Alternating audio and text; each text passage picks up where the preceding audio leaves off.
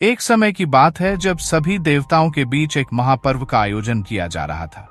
यह पर्व इतना महत्वपूर्ण था कि उसमें ब्रह्मा, विष्णु, महेश समेत सभी देवताओं को शामिल होना था। पर्व में समय पर पहुंचना बहुत जरूरी था, क्योंकि जो देवता सबसे पहले पहुंचेगा उसे विशेष सम्मान और आशीर्वाद दिया जाएगा। इस विशेष मौके के लिए हर देवता ने अपने सबसे तेज और शक्तिशाली वाहन का चयन किया, ताकि वे जल्दी से जल्दी वहां पहुंच सकें।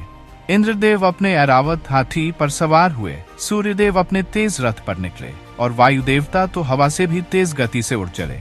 हर कोई अपने वाहन के साथ तेजी से पर्व स्थल की ओर बढ़ रहा था।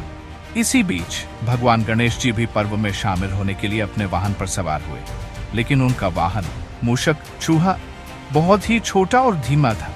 मूषक जी ने अपनी पूरी ताकत लगाकर गणेश जी को तेजी से ले जाने की कोशिश की, परंतु उसकी गति बाकी देवताओं के वाहनों की तुलना में बहुत कम थी। मूषक जी हांफते हुए बोले, हे प्रभु, मैं कोशिश तो पूरी कर रहा हूँ, लेकिन हम इतने धीरे चल रहे हैं कि सब देवता हमसे आगे निकल चुके हैं। गणेश जी ने मुस्कुराते हुए कहा, कोई बात नहीं, धैर्य रखो। हर समस्या का हल है और हर चुनौती में अवसर भी छिपा होता है। थोड़ी देर चलने के बाद मूषक जी ने फिर से कहा, प्रभु, हम इस गति से समय पर नहीं पहुंच पाएंगे। सभी देवता हमसे पहले वहां पहुंच जाएंगे और हमें कोई विशेष सम्मान नहीं मिलेगा। गणेश जी कुछ देर सोचते रहे और फिर अचानक उन्होंने एक उपाय सोचा। उन्होंने मूषक जी से कहा, तो मुझे यहीं थोड़ी देर के लिए छोड़ दो। मूषक जी ने हैरानी से पूछा, लेकिन प्रभु, आप बिना मेरे कैसे आगे बढ़ेंगे? गणेश जी ने धीरे से मुस्कुराते हुए कहा, हमारी यात्रा का उद्देश्य सिर्फ गति नहीं है, बल्कि बुद्धि और भक्ति का सही उपयोग करना है।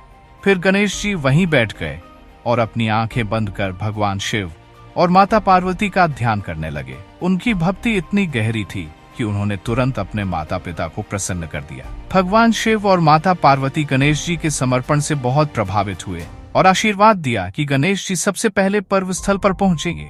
दूसरी ओर सभी देवता जब पर्व स्थल पर पहुंचे तो उन्होंने देखा कि गणेश जी पहले से ही वहां विराजमान थे। हर कोई आश्चर्यचकित था, गणेश जी कैसे सबसे पहले पहुंच गए? यह सवाल सभी के मन में उठ रहा था। इंद्रदेव बोले, गणेश जी का वाहन तो मूषक है, जो बहुत धीमा है, फिर वह कैसे हमसे पहले यहाँ पहुंच सकते हैं?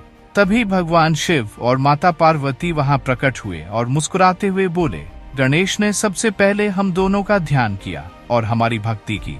उनकी बुद्धिमत्ता और भक्ति ही उनका सबसे बड़ा वाहन है। यही कारण है कि वह सबसे पहले यहाँ पहुंचे। ये साबित करता है कि केवल बाहरी शक्ति और साधन महत्वपूर्ण नहीं होते। सच्ची बुद्धि और भक्ति से हर लक्ष्य प्राप्त किया जा सकता है।